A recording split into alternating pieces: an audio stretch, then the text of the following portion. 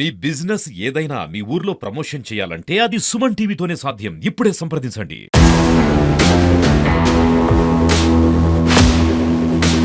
విస్తుపోయే నిజాలనైతే వాళ్ళు బయట పెట్టారు. नहीं तीन आया जाके अंदर है ना मैं सीए की देखा ఎక్కడి నుంచి ఎక్కడికి వచ్చి మీద పడుతుందో అన్నట్టుగా మాకైతే ఒళ్ళు జలగరించిపోతుంది. सुक्के था वो पूरा पेड़ का चिन्ह ये भी था सैंपल पेड़। నమస్తే, వెల్కమ్ టు సుమన్ టీవీ. ఆసిఫాబాద్లో ఎక్కడ చూసినా కూడా పెద్ద పులుల సంచారం అనేది జరుగుతూ ఉంది. సంచరిస్తూనే ఉన్నాయి పెద్ద పులులు. ఒక గ్రామం నుంచి ఇంకొక గ్రామానికి వెళ్తూనే ఉన్నాయని చెప్తా ఉన్నారు. కంటి మీద కొనుకు లేకుండా చేస్తున్నాయి ఈ పెద్ద పులులు. సో మనం ఇక్కడికి వచ్చిన తర్వాత ఏదైతే ఆసిఫాబాద్, సో మనము యాక్చువల్లీ ఉమ్మడి ఆదిలాబాద్ జిల్లా నుంచి మన ప్రస్థానం అయితే మనం స్టార్ట్ చేయడం జరిగింది. మనం అక్కడ నుంచి మన జర్నీ స్టార్ట్ చేసినాము. ఎక్కడ ఏం జరుగుతుంది అనే దానిపైన సుమన్ టీవీ ఎక్స్క్లూజివ్గా ఈ విజువల్స్ని అయితే అందిస్తూ ఉంది. ఎక్కడ ఏం జరుగుతూ ఉంది, ఎక్కడ ఎలాంటి పరిస్థితులు ఉన్నాయి, అసలు ఎక్కడెక్కడ ఏ జిల్లాలో ఎలాంటి అటవీ శాఖ అధికారులు ఎలాంటి చర్యలు చేపడతా ఉన్నారు అనే దానిపైన అయితే ఒక స్పెషల్ ఫోకస్ అయితే పెట్టడం జరిగింది. ఆదిలాబాద్ ఏదైతే ఆదిలాబాద్లో ఫారెస్ట్ డిఎఫ్ఓ అని చెప్తా ఉంటాం, డిస్ట్రిక్ట్ ఫారెస్ట్ ఆఫీసర్తో కూడా మనము ఒక ఇంటర్వ్యూ చేయడం జరిగింది. అసలు ఎట్లా ఉంది అంటే గతంలో ఎట్లా ఉండింది పరిస్థితి, ఇప్పుడు ఇంతగానం అంటే మహారాష్ట్ర నుంచి పులులు వస్తున్నాయా లేకపోతే ఆదిలాబాద్కి సంబంధించిన పులులే ఇట్లా సంచరిస్తూ ఉన్నాయా అనే దానిపైన కూడా మాట్లాడడం జరిగింది. ఒక క్లారిఫికేషన్ ఇచ్చారు. కాకపోతే ఆసిఫాబాద్లో మాత్రం ఇది ఒక భిన్నంగా ఏర్పడింది. అంటే ప్రతిసారి కూడా ఇది ఒక తంతులాగా అయిపోయింది. ఇది ఒక కామన్, అంటే ఇది ఒక పంచాయతీ అయిపోయింది ప్రతిసారి. అంటే శీతాకాలం అంటే మనకి చలికాలం వచ్చిందంటే చాలు చిరుత పులులు కావచ్చు, పెద్ద పులులకు సంబంధించి అవి జత కలిసే టైంలో ఎవరైనా కనిపించినా లేకపోతే వాటిని ఎవరైనా చెదరగొట్టినా బెదరగొట్టినా కూడా అవి చాలా అగ్రెసివ్గా వచ్చి దాడి చేశాయని చెప్పేసి ఫారెస్ట్ ఆఫీసర్లు చెప్తా ఉన్నారు. అదేవిధంగా ఇక్కడ ఎవరైతే ఇక్కడ మనకి ఆదిలాబాద్కి సంబంధించిన వాళ్ళు కావచ్చు లేకపోతే ఆసిఫాబాద్కి సంబంధించిన కొంతమంది ట్రైబల్స్తో కూడా మనం మాట్లాడినాం.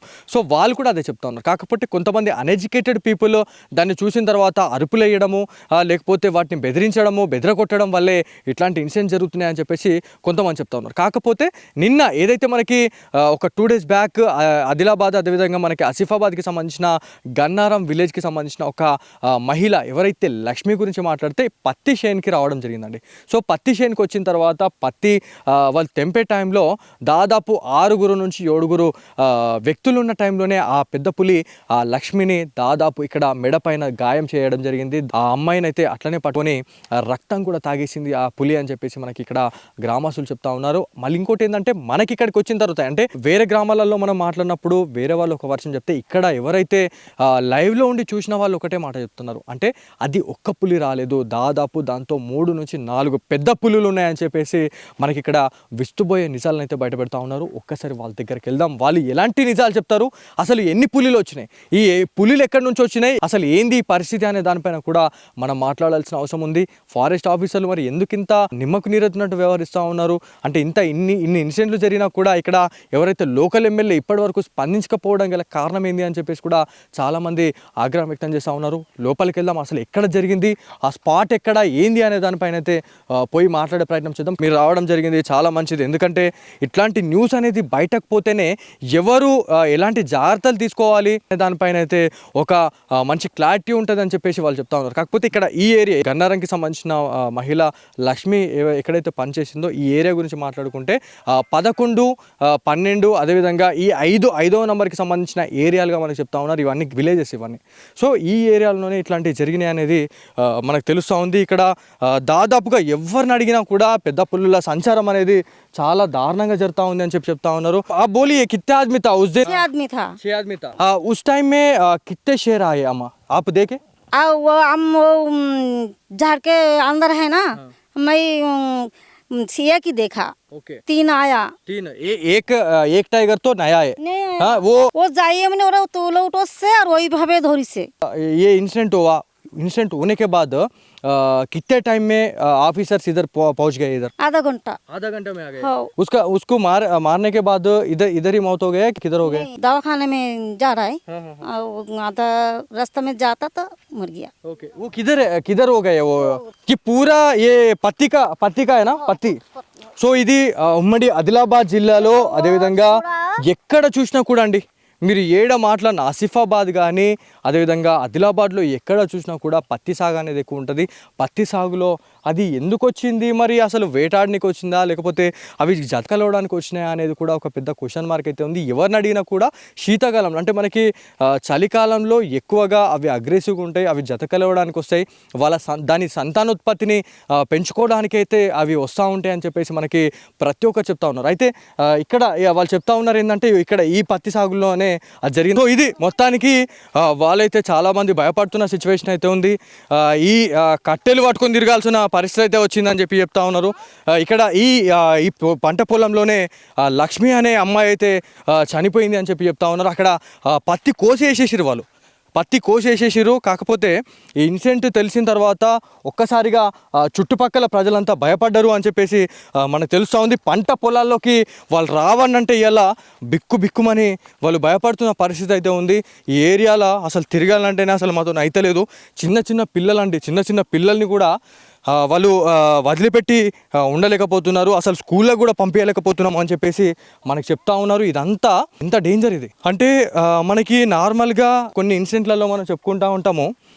ఎక్కడైతే చిరుతల సంచారం కావచ్చు లేకపోతే పెద్ద పులుల సంచారం ఎక్కడ ఏం జరిగినా అది చంపేసినా కూడా అది మళ్ళీ వచ్చే అవకాశం ఉంటుంది అని చెప్పేసి మనకి ప్రతిసారి చెప్తా ఉంటాం. కాకపోతే మనం ఇక్కడికి తెగించి మరి రావడానికి గల కారణం ఏంటంటే అసలు ఎక్కడ జరిగింది ఇదంతా అనే దానిపైన అయితే మనం రావడం జరుగుతూ ఉంది. లోపల ఇదంతా పత్తి చేనే అండి. సో ఇక్కడ మనము మాట్లాడాల్సింది ఏంటంటే ఇక్కడ ఎవరిని చూసినా కూడా ఇక్కడ చాలా వరకు బెంగాలీకి సంబంధించిన వ్యక్తులైతే ఇక్కడ ఉన్నారు అనేది తెలుస్తూ ఉంది. వాళ్ళంతా కూడా వాళ్ళు బెంగాలీ భాష మాట్లాడుతూ ఉన్నారు. వాళ్ళకి మన కమ్యూనికేషన్ అనేది కూడా వాళ్ళకి అర్థమవుతలేదు, మనం ఏం మాట్లాడుతున్నాం అనేది కూడా ఒక క్లారిటీ అయితే లేదు అనేది తెలుస్తూ ఉంది. సో వాళ్ళు హిందీలో మాట్లాడుతూ ఉన్నారు. హిందీలో వాళ్ళు ఏం చెప్తా ఉన్నారంటే ప్రతిసారి కూడా ఇట్లాంటి ఇన్సిడెంట్లు చెప్తున్నాయి, అసలు వచ్చే వరకు కూడా మాకు తెలియలేదు ఆ పులి అని చెప్పేసి మనకు చెప్తా ఉన్నారు. సో లోపలికి వెళ్దాం.